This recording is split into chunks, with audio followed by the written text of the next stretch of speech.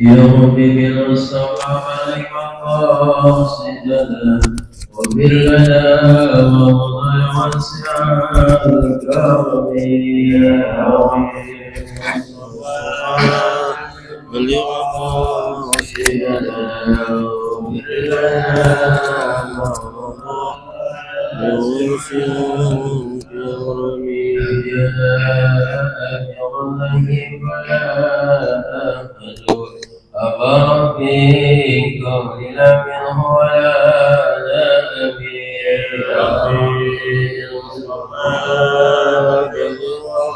قاصدنا واغفر لنا يا واسع الكرم أبينا أبغنه فلا أحد أمر في قول لم ولا نبي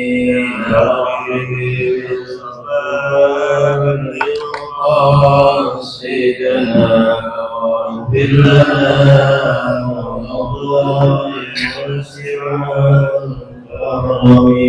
والحبيب الذي ترجى السماء لقول أهل من الأخوال والتائبين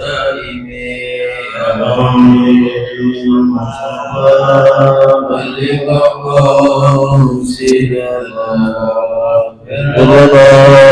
ما مضى يا واسع الكرم يا الله بها يا الله بها يا الله بحسن الخاتمة يا الله بها يا الله بها يا الله بحسن الخاتمة يا ربي المصطفى بلغ مقاصدنا واغفر لنا ما مضى يا واسع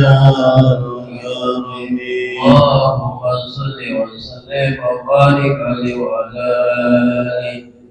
Alhamdulillah, kita selalu bersyukur dan yang mulia dan amin yang rabbal alamin. Selanjutnya kita bersama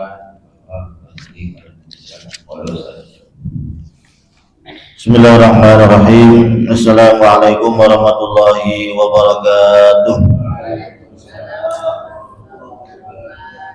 Alhamdulillah rabbil alamin. Wa bihi nasta'inu ala umuri dunya waddin. Wassalatu wassalamu ala asrafil anbiya'i wal mursalin Sayyidina wa maulana Muhammadin wa ala alihi wa sahbihi ajma'in. Amma ba'd. Faqad qala Allah ta'ala fil Qur'anil Karim wa huwa asdaqul qailin. A'udzu billahi minasyaitonir rajim. Bismillahirrahmanirrahim. Qalu subhanaka la ilma lana illa ma 'allamtana innaka antal alimul hakim. Qala rabbi shrah li sadri wa yassir li amri wa hlul 'uqdatam min lisani yafqahu qawli. Amma ba'd. Rahmatil mukarramin wal muhtaramin, segenap pengurus Masjid Jami Al-Madinah yang dirahmati Allah Subhanahu wa taala, Bapak Ibu, mari sama-sama kita awali ta'lim kita dengan bacaan Ummul Quran suratul Fatihah. Mudah-mudahan kita pada kesempatan pagi hari ini mengkaji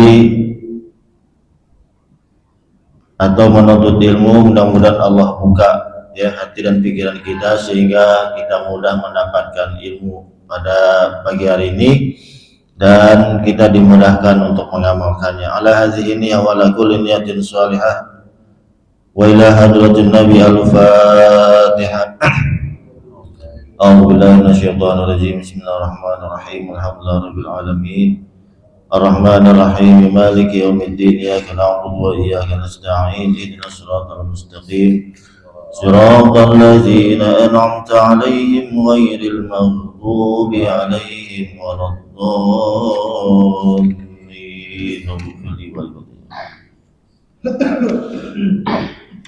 Hadirin rahimakumullah, kajian kita pada Sabtu pagi ya, pekan keempat, insyaallah terkait dengan tematik ya, kajian tematik kita. Pada kesempatan pagi hari ini saya akan membawakan sebuah hadis dari Nabi kita Muhammad SAW, yang ini isinya adalah pesan pesan malaikat Jibril kepada Nabi kita Muhammad SAW. Hadis ini sahih dan ini mengingatkan kepada kita semua ya untuk bisa menapaki ya kehidupan dunia fana ini dengan baik dan dengan lancar serta sukses gitu. Nanti kita kasih sesi kira-kira 10 menit lah kita jawab ya. Ini ngomong pada mojok ini nih.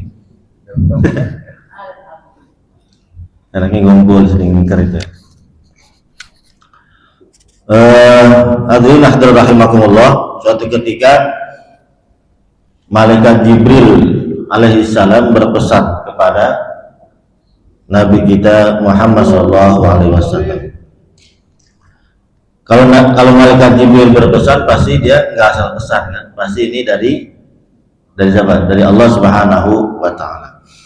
Dan walaupun pesan ini dari malaikat Jibril, ini disampaikan kepada Muhammad dan juga sekaligus ya pesan ini disampaikan kepada umatnya, gitu ya. Apa pesan malaikat Jibril kepada Nabi kita Muhammad SAW? Ya Muhammad, ya, aish ma syi'ta, ya. Kata malaikat Jibril, ya Muhammad, aish ma syi'ta, hiduplah, gitu bahasanya, hiduplah masyi'ta, sesuka hatimu, ya. Ya Muhammad, hiduplah sesuka hatimu, fa innaka mayyitun. Tapi ingat bahwa suatu saat kamu akan menjadi mayit, gitu ya. Mayit maksudnya akan mati. Jadi ini pesan malaikat Jibril ini wanti-wanti ini buat kita. Nanti pada kita, wahai manusia, ya gitu bahasanya kan, pada Muhammad, tapi wahai Muhammad nanti kan disampaikan kepada umatnya. Ya. Nah, kita kata malaikat Jibril, ya ini hadis Nabi SAW, silakan hidup sesuka kita. Ya artinya gini, kita mau beriman silakan, gitu ya. Mau kafir pun silakan. Mau berbuat baik silakan, mau berbuat jahat pun silakan. Silakan kau hidup sesuka hati, tapi ingat, gitu. Hidup ini tidak selesai di dunia, tapi ada perjalanan perhitungan setiap amal kita. Fa innaka mayyitun, dan suatu saat kamu akan mati. Gitu. Nah, kalau dihubungkan dengan ayat Allah Subhanahu wa Ta'ala bahwa setiap kita ini pasti akan merasakan kematian. Dan ternyata mati ini enggak abjad gitu ya. Yang A dulu ya kan, Abdullah, kemudian B-nya ya kan enggak abjad kematian itu. Terus yang Z belakangan, Zainal ya kan. Bang Ucup S ya, belakangan dah gitu ya. Jadi kematian itu enggak abjad gitu. Makanya dalam istilah bahasa sononya kematian itu adalah mysterious problem, masalah yang misteri gitu. Kematian tidak mengenal umur kan gitu ya. Nggak mengenal umur, yang tua mati, yang muda mati. Kata siapa penyanyi? Denny Sulaiman. Apa nyanyi? Yang kaya mati, yang miskin mati. Ya. Nah, kematian ini nggak diduga, tadi nggak mengenal tua, nggak mengenal muda. Gitu. Kemarin belum lama ada artis ya kan, masih muda tuh ya. Siapa Bu? Bu Alfa meninggal masih muda kan. Itu terus belum lama lagi ada ulama juga yang meninggal itu, ya, yang tua kemudian mewakili generasi muda. Di tengah kita pun seperti itu. Nah, artinya kalau kita melihat kematian sebenarnya serem kan gitu. Tapi itulah realita yang akan kita hadapi. Ya, kullu nafsin dha'iqatul maut, dan masing-masing kita mengalami kematian itu. Nah, kita berharap mudah-mudahan wafatnya kita dalam husnul khotimah. Gitu. Jadi kata Nabi Sallallahu Alaihi Wasallam, kata malaikat Jibril, ya Muhammad, silakan kau hidup sesuka hatimu, mau baik, mau buruk, mau jadi alim, mau jadi preman, silakan. Tapi ingat bahwa suatu saat kamu akan mati. Kalau udah bicara mati serem kan? Ya, ada yang matinya dalam ketika memberikan ceramah, ya kan, duduk tiba-tiba datang sakratul maut, wafat pada saat dia memberikan kajian. Ada yang ketika sholat, ya, kemudian ketika ruku, ketika sujud tidak bangun-bangun lagi, ya, dibangun-bangunin nggak bangun, wafat dalam keadaan sujud. Ya, ada yang sedang ngaji, ada yang sedang berjihad, ya, Ustaz almarhum juga itu, ya, banyak ulama-ulama kita yang wafat ketika selesai memberikan ceramah. Ada juga jamaah pengajian yang meninggal ketika sedang sujud ataupun sedang duduk di majlis taklim. Tapi ada juga mereka banyak yang meninggal ketika mereka melakukan kemaksiatan. Gitu. Na'udzubillah min dzalik. Ada yang matinya obat dengan obat terlarang, ya kan? Ada yang matinya habis tawuran, ya. Nah, inilah kita nggak tahu. Nah, ini mudah-mudahan nanti ada materi tentang bagaimana kita ingin menggapai husnul khotimah, ya. Yang pertama, ya, kita harus husnul ibadah, gitu ya. Jadi husnul ibadah, husnul muamalah, husnul khotimah, gitu ya. Husnul ibadah gimana? Memperbaiki ibadah kita. Ya, sholat kita perbaiki, ya kan, lebih khusyuk lagi, sholat lagi, apalagi di masjid berjamaah, ditambah lagi sholat sunnah, memperbaiki ibadah kita, tambah lagi baca Al-Qur'annya, ya kan, kemudian zikir, sholawat, berdoa, dan seterusnya. Ini husnul ibadah. Nah, kemudian di samping husnul ibadah, memperbaiki hubungan kita kepada Allah, yang kedua adalah husnul muamalah, memperbaiki hubungan kita kepada sesama manusia, gitu. Jadi nggak cukup kita beribadah baik kepada Allah saja, sementara hubungan kita kepada sesama manusia buruk, begitu. Ya, ini, nah begitu juga sebaliknya, orang yang baik hubungannya dengan manusia tapi nggak pernah sholat, ya, ini timpang juga tuh, ya. Nah, rahimahullah, maka semasa kita masih hidup, ya, diberikan waktu Allah Subhanahu wa taala, maka kita manfaatkan waktu kita untuk beribadah kepada Allah Subhanahu wa taala sebelum kita dijemput oleh malaikat Israil. Dan masing-masing kita kan nggak sama nih, ya, tadi ya, nggak mengenal tua, nggak mengenal muda, nggak mengenal kaya, nggak mengenal miskin, betul ya? Yang kaya mati, yang miskin mati, raja-raja mati, rakyat mati, pejabat mati, rakyat mati, ustadz mati juga, ya. Kalau ustadz mati kenceng banget. Semua kita mati, cuman nggak tahu kapan nih, kan gitu. Maka ketika menjemput, jadi ada bahasa buku itu menjemput kematian. Jadi sebenarnya kita kematian itu menjemput.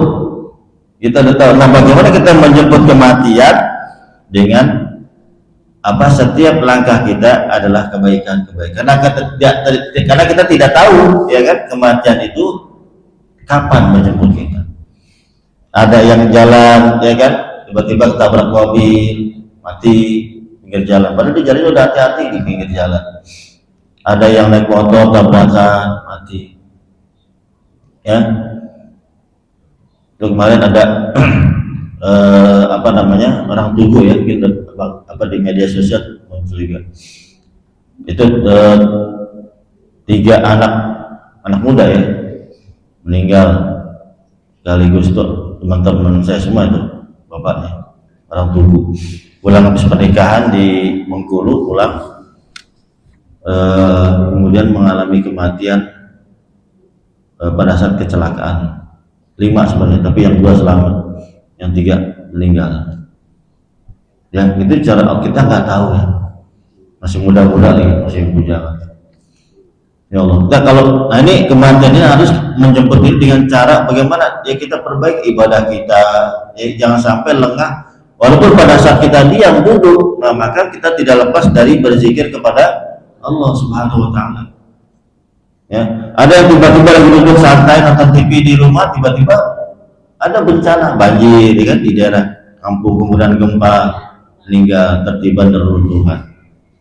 Kita nggak tahu, gitu. Maka dalam rangka itu kita selalu memperbaiki atau memanfaatkan masa hidup kita, karena suatu saat kita pun akan mengalami kematian cepat atau lambat, gitu. Nah, juga kematian itu tidak mengenal sehat atau sakit. Yang sehat, pengen sehat, yang pernah saya cerita, ya udah disiapkan nih besok hari Minggu nih pagi mau olahraga, siapin makanannya, minumannya, sepatunya, ya kan, kaosnya, terus olahraganya di mana, ya bahkan di Jambore atau di mana gitu. Ya, itu ada kisah juga tuh, seorang yang pengen sehat disiapkan olahraga, ya tempatnya di pusat kota gitu. Nah, pas hari Minggunya dia berolahraga, setelah berolahraga ternyata apa, dapat serangan jantung, meninggal di tempat dia berolahraga, yang tujuannya adalah apa, supaya dia sehat sebenarnya, tapi dia kematian itu menjemput pada saat berolahraga. Nah, kemarin bola apa kan ya, 27 main bola, ya kan, main bola kan maksudnya pengen sehat ya, tapi ternyata kematian itu menjemput pada saat dia sedang beristirahat atau mau berolahraga. Ini ya, ini maka kata Allah Subhanahu wa Ta'ala, qul innal mautal ladzi tafirruna minhu fa innahu mulaqikum. Katakanlah bahwa sesungguhnya kematian yang kita lari, ya kan? Kita kan takut ya, Pak Kosim baru tanya, sama mati berani apa takut kira-kira? Ayo, Pak Kosim berani nggak atau takut nggak sama kematian? Nggak takut? Nggak usah takut, tapi juga jangan terlalu berani, ya gitu. Makanya ada pasukan berani mati, ya kan? Kalau Pak Kosim, Ustaz Kosim ditanya berani nggak mati? Artinya mah harus. Artinya iya, tapi kalau ditanya ibu berani mati nggak? Yang mau ditanya enggak. Nggak berani kan? Ya. Tapi takut mati nggak? Takut. Dibilang takut ya takut, dibilang berani juga nggak berani juga mati, karena amalnya kita masih belum, ya kan? Walaupun ada pasukan berani mati, dibakar nggak mempan, ditusuk nggak mempan, matinya sama nyamuk yang kecil, ya kan? Kenapa? Kena demam berdarah, gigit nyamuk, padahal nyamuknya kecil sih. Kena demam berdarah, langsung masuk ke rumah sakit, 2-3 hari meninggal.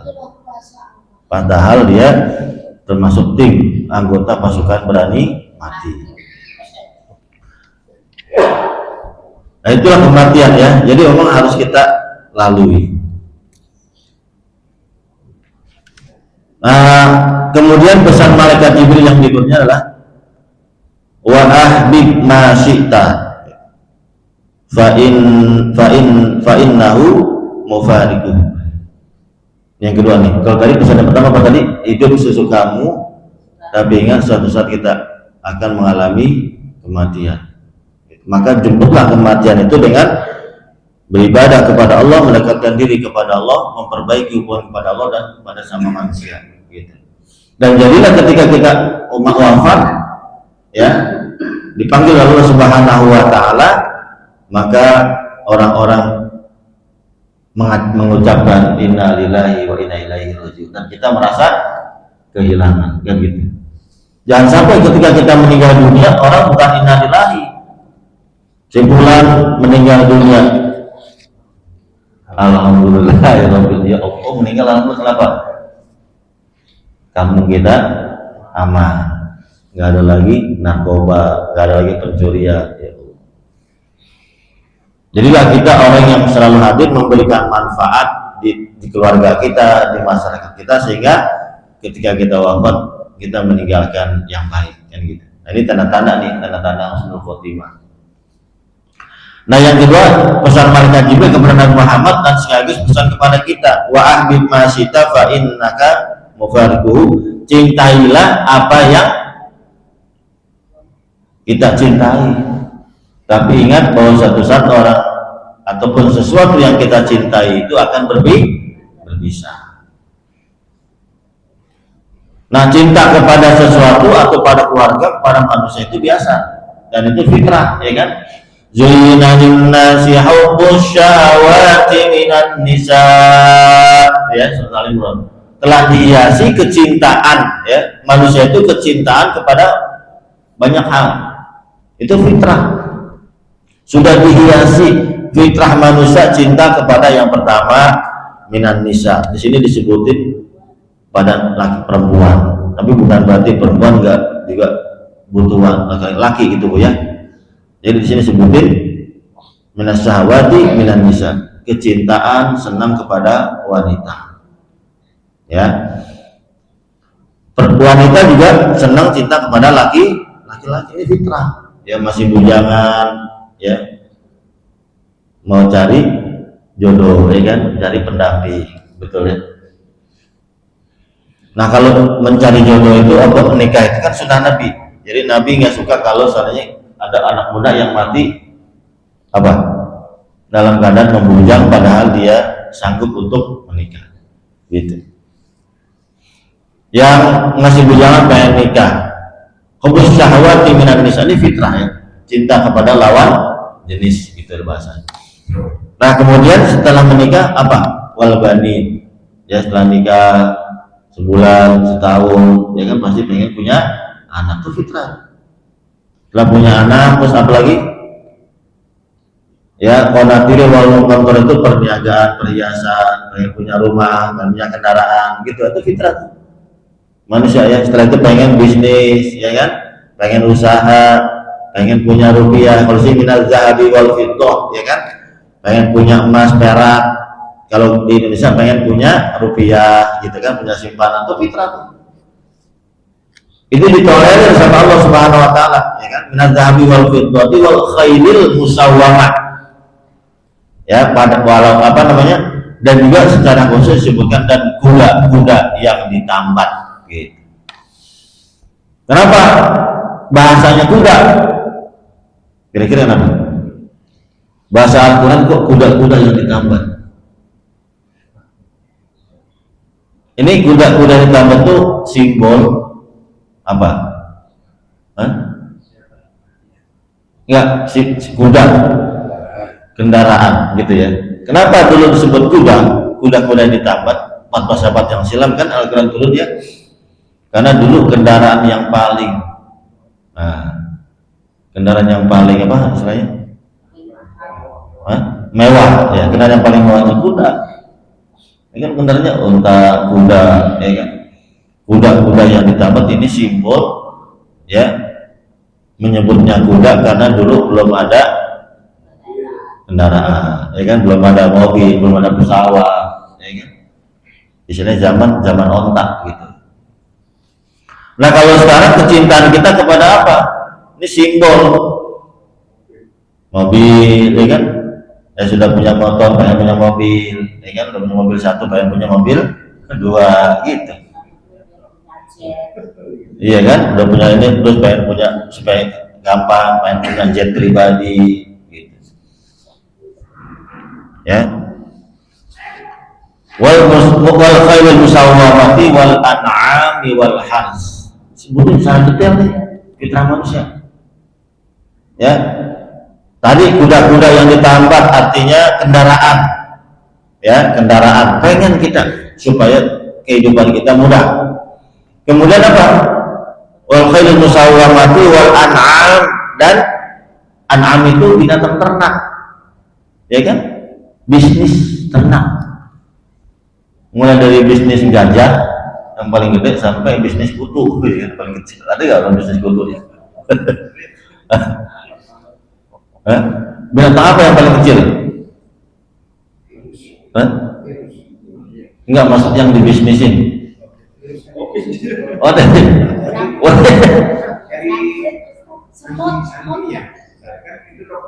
Iya, betul. Virus ya? Iya. Enggak, maksudnya di sini al-an'am binatang ya, ternak ya. Kalau virus komputer deh.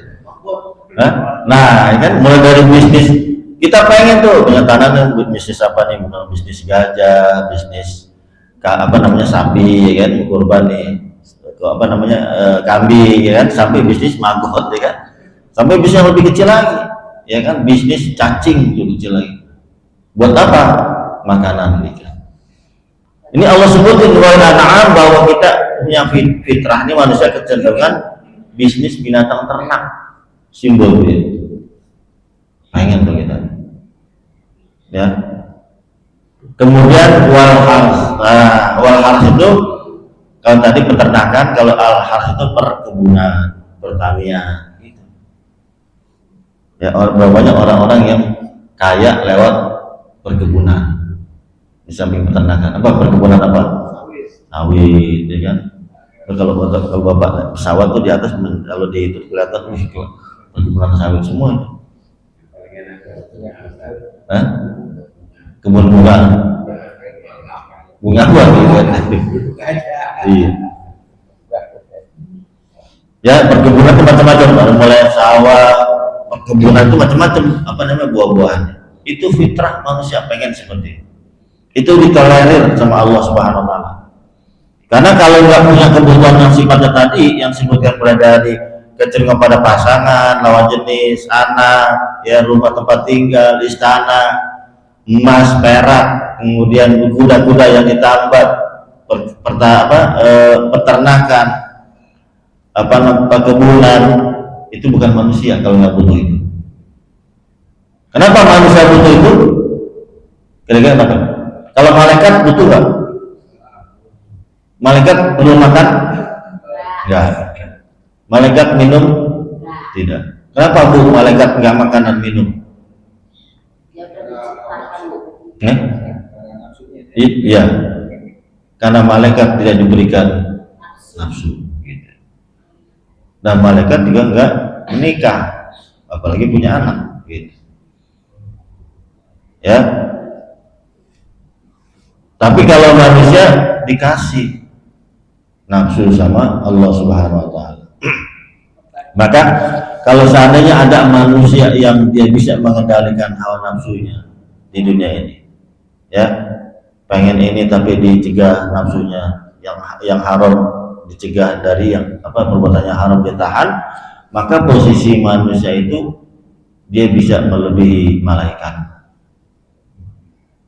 Ya, kalau malaikat nggak terpengaruh hawa nafsu, kenapa? Karena tidak diberikan hawa nafsu. Tapi manusia dikasih hawa nafsu, tapi dia bisa mengendalikan hawa nafsunya.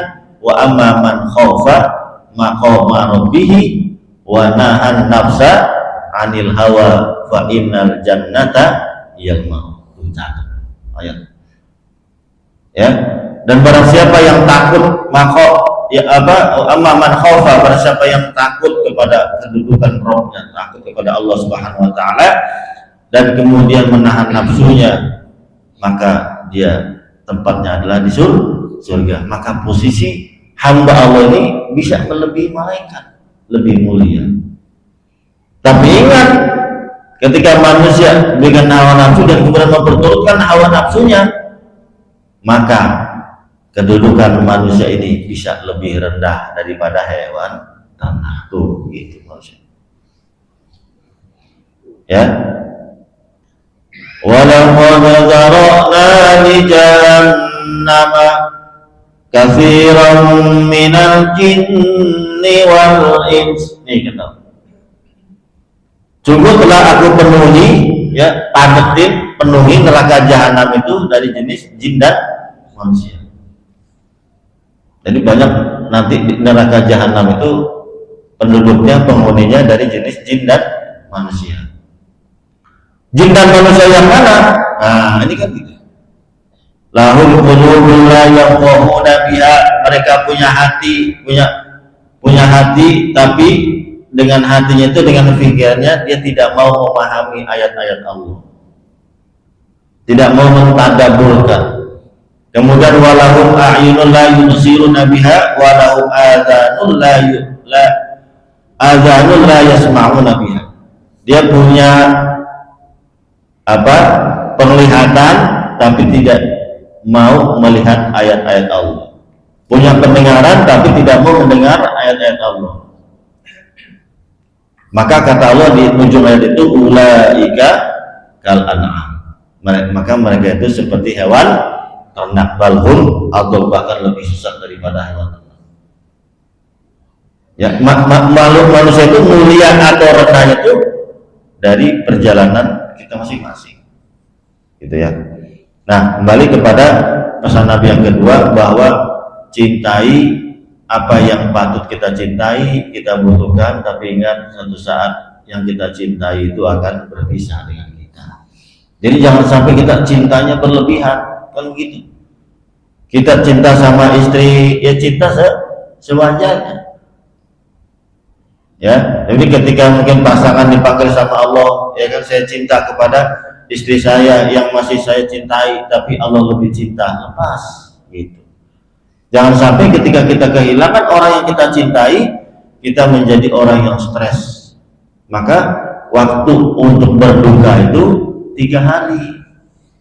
Nggak boleh kita bengong mikirin, ya Allah suami saya, ya Allah istri saya, anak saya, kenapa yang dipanggil anak saya duluan, padahal dia masih bujangan, masih kenapa, kan gitu. Kayak kemarin, bukan kemarin, maksudnya ketika terjadi yang paling dahsyat itu tsunami di Aceh itu kan banyak yang stres, nggak kuat, karena dia kehilangan orang-orang yang dia cintai, termasuk di antara kita.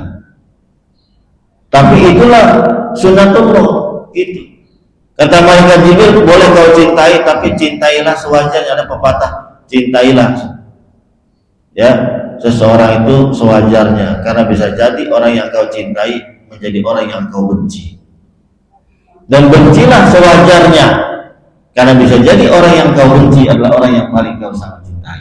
Itu bagus ya. Nah, jadi banyak nih orang yang kita cintai, istri, anak-anak kita, ya kan, kemudian kita senang rumah, kita senang kendaraan, ya, tapi suatu saat yang kita cintai itu akan berpisah dengan kita. Ketika kita memahami bahwa itu akan berpisah dengan kita, maka kita jadikan sarana-sarana itu yang kita cintai itu mendekatkan diri kepada Allah. Maka di ayat tadi, ya, Allah sebutkan fitrah manusia itu, Allah sebutin enggak di ujung ayat, wallahu indahu husnul ma'ab. Tapi ingatlah bahwa tempat Allah itu tempat kembali yang terbaik. Artinya kita punya istri, ya kan, kita punya pasangan, kita punya anak, kita punya kendaraan, kita punya rumah, kita punya bisnis, ya kan, perniagaan, maka kita bawa itu semuanya untuk mendekatkan diri kepada Allah Subhanahu wa taala. Jangan sampai sebaliknya, gitu. Masih bujangan dia rajin ke masjid, masih bujangan, ya, tapi ketika dia nikah, ya kan, nah, asik dengan istrinya, sudah mulai tinggalin masjid, tinggalin majelis taklim. Maka ada istilah, wah dulu mah dia waktu muda rajin jadi remaja masjid, ketika sudah menikah jauh dari masjid. Nah ini, wah dulu mah ketika belum punya anak rajin ke masjid, rajin ibadah, tapi ketika sudah punya anak sibuk, ya kan? Kisah Salamah, dulu mah waktu dia miskin rajin ke masjid, ikut bersama Nabi salat berjamaah, tapi ketika dikasih kambing 2, tambah lagi jadi 8, tambah terus kelipatan sampai ratusan, dia lupa, ya, karena saking cintanya sama tadi wal an'am, binatang ternak. Ini banyak orang-orang yang terpeleset dengan kemewahan dunia, gitu. Orang lebih siap dengan kondisi kemiskinan beribadah kepada Allah daripada dia diberikan kekayaan kemewahan dunia yang menyebabkan dia lari atau jauh dari Allah. Ahbib masyita fa innahu mufariq. Cintai apa yang kau patut cintai, tapi suatu saat akan berpisah. Yang ketiga, yang terakhir, wa'mal masyita, beramalah, berbuatlah, ya, beramalah yang kamu sukai, ya, fa innaka majziyun bih, bahwa satu saat amal perbuatan yang kita lakukan itu akan dibalas oleh Allah, gitu. Ini kita duduk di sini nih akan dibalas ya Pak.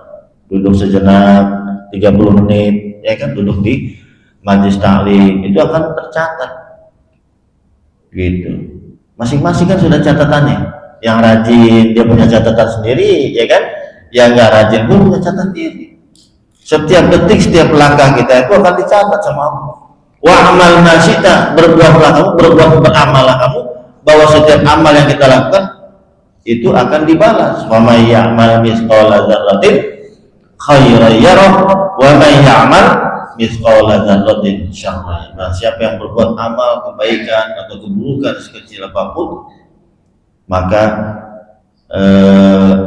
dia akan melihat dan akan dibalas oleh Allah Subhanahu wa ta'ala. Apalagi duduk di sini majelis taklim, ya kan, niat saja, niat, ya, baru niat saja, besok hari Sabtu pagi ya ada pengajian, saya mau niat dari hari Kamis, bahkan dari setiap ininya sebelum waktunya datang kita sudah niat, kan gitu. Itu sudah mendapatkan pahala dari Allah Subhanahu wa ta'ala, apalagi kita sudah hadir, ya, di majelis taklim.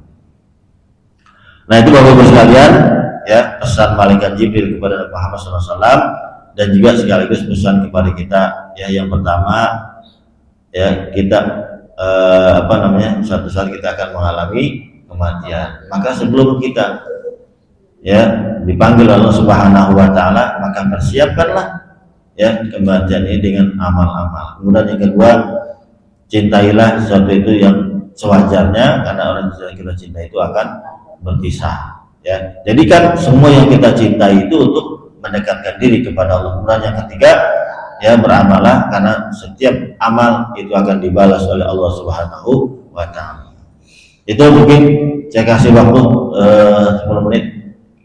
Silakan kalau ada yang mau bertanya.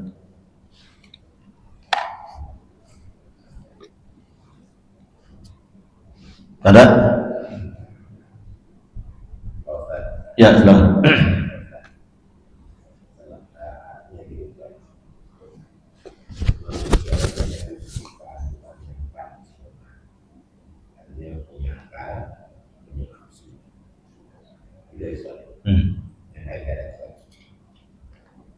Manusia berakal, nafsu. Ya, betul.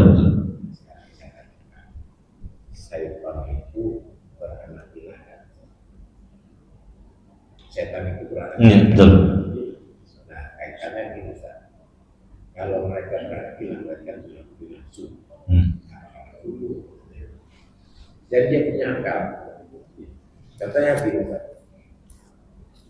orang sepintar apapun akan kalah sama dia kali ini. Setan gitu. Kan banyak Ustaz. Yang tersesat, ya. Ya. Banyak yang, ya. Orang pintar yang alim ujungnya masuk UI. Karena kan godaan setan. Nah, kalau penjelasan. Ya. Jadi kalau malaikat tidak diberikan hawa nafsu, ya, setan ada. Nafsu ingin, bahkan sejak ketika diusir dari surga, punya nafsu ingin menyesatkan manusia. Itu kan keinginan tuh. Tapi keinginannya yang buruk, gitu, yang jelek. Jadi sampai, ya Allah, aku rela engkau jadikan aku makhluk yang terkutuk, tapi aku berjanji, ini langsung dialog sama Allah, gitu. Aku akan menyesatkan manusia dari depan, dari belakang, dari samping kanan, samping kiri, supaya mereka lalai dari jalan. Ini nafsu. Nah, tadi betul beranak pinak. Jadi kalau iblis dan keturunannya itu, kalau dia beranak pinak itu nggak kayak kita, kembar 2, 3, 4, 5, 6. Kalau iblis itu lahir sekaligus puluhan. Bahkan ada sampai mengatakan 50 sampai 60. Bayangin Pak. Dan iblis dan keturunannya tidak mengenal kematian. Apa kata iblis minta kepada Allah ketika dikeluarkan dari surga? Aku terima. Ternyata iblis itu kan iblis itu bahasa pembangkang Pak ya. Jadi dulu iblis itu menjadi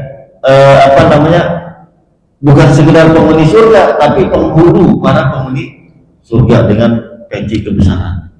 Bayangin. Ya, cuma karena gara-gara dia disuruh sujud penghormatan kepada Adam atas ilmunya, iblis nggak mau nih, karena sombong tadi. Fasajadal malaika, seluruh malaikat sujud kecuali iblis. Gara-gara itu Pak. Apa kata iblis dialognya? Aku lebih baik daripada Adam. Aku orang yang senior, paling tua. Senior, paling tua. Disuruh sujud kepada anak yang baru kemarin.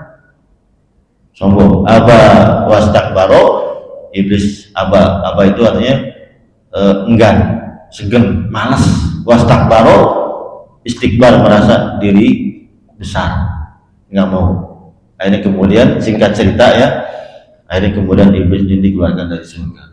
Diterima, dikeluarkan dari surga, tapi Allah berjanji untuk menyesatkan keturunan Adam. Karena gara-gara Adam ini saya dikeluarkan dari surga, balas dendam Pak dengan nafsunya itu, aku akan sesatkan anak-anak Adam, termasuk kita nih Pak, manusia itu.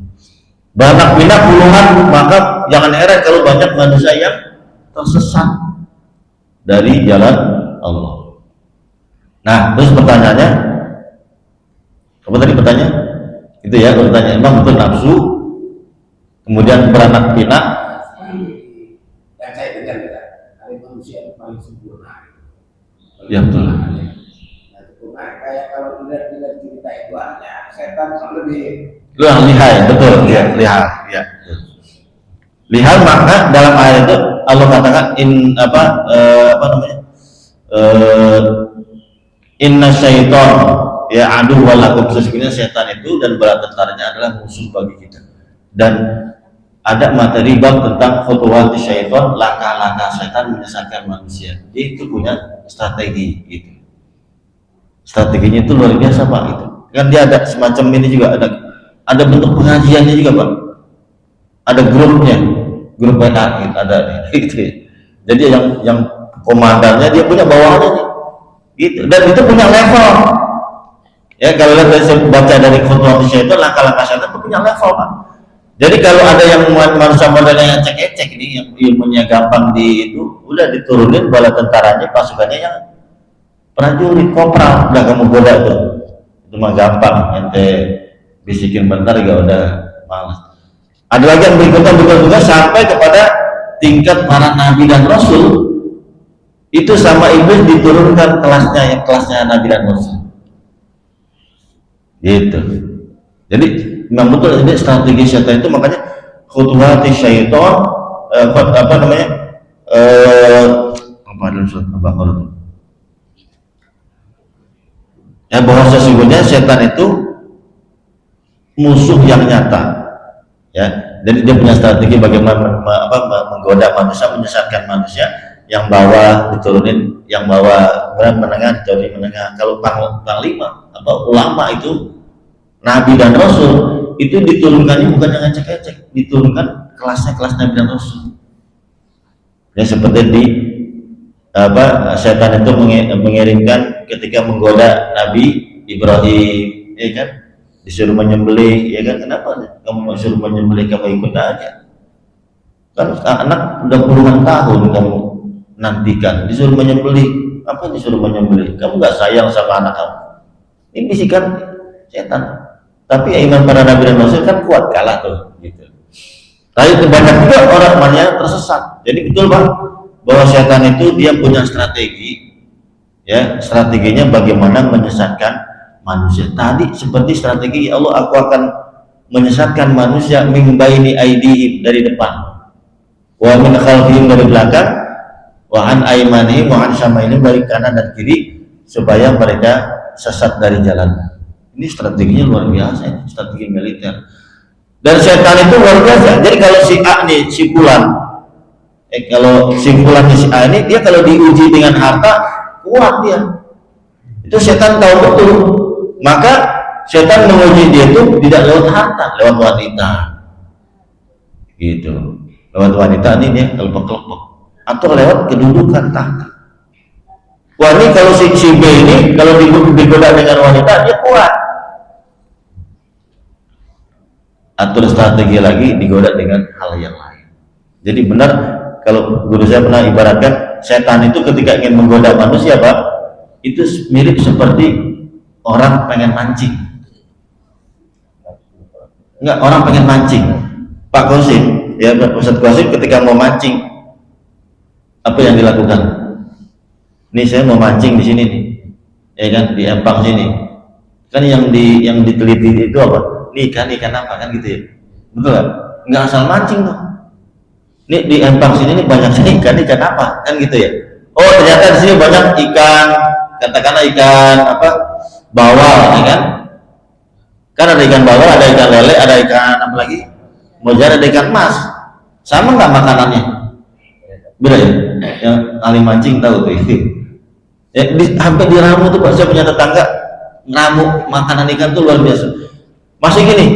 Jadi kalau kita mau mancing biar kita dapat, kita tahu wah yang kita mau mancing nih ikan lele makanannya ini, oh ini ikan bawal makanannya ini, oh ini ikan mujair makanannya ini. Setan tuh begitu. Oh, ini saya mau menggoda Pak Sugianto nih, Ustaz Sugianto nih, saya goda dari mana? Dari sisi mana? Saya mau goda Ustaz Mukhtar ini dari mana nih, sisi mana? Biar dia tuh jatuh. Saya mau goda Ustaz Qasim dari mana, sisi mana? Jadi betul-betul setan itu punya strategi luar biasa, gitu ya. Dan banyak manusia-manusia itu yang tersesat dari jalan Allah dengan pengaruh setan. Itu Pak ya. Ya.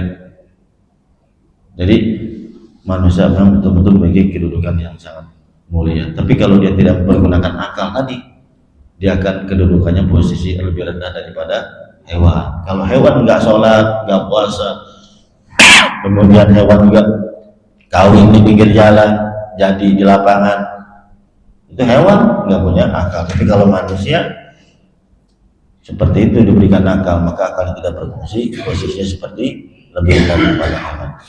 Wallahu a'lam bishawab. Ya Bapak Ibu sekalian, waktu sudah memisahkan kita dibatasi. Mudah-mudahan pertemuan singkat ini memberikan manfaat buat kita semua, ya terutama buat saya pribadi dan jemaah sekalian, dan mudah-mudahan kita senantiasa dalam perlindungan Allah Subhanahu wa taala sampai akhir hayat kita.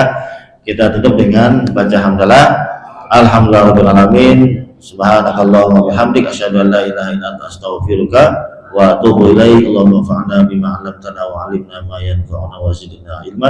Wa'alafu minkum. Wassalamualaikum warahmatullahi wabarakatuh. Waalaikumsalam.